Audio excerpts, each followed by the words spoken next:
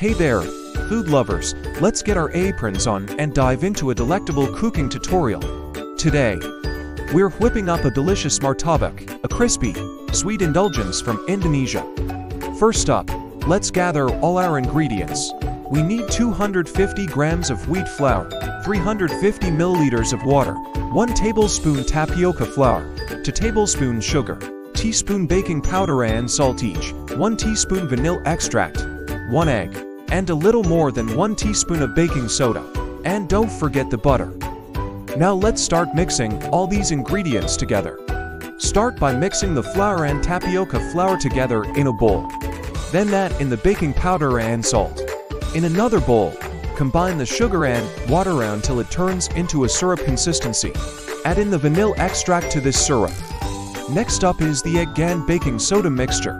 Whisk these together until it forms a foamy consistency. Now it's time to bring everything together.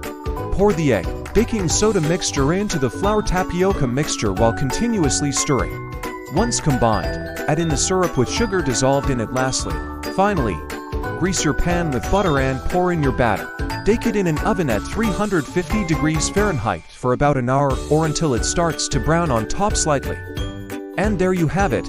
Your very own martabak is ready to be enjoyed with its classic toppings.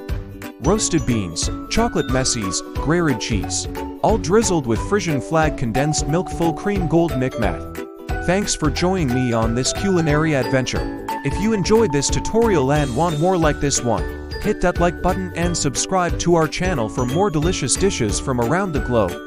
Happy cooking everyone!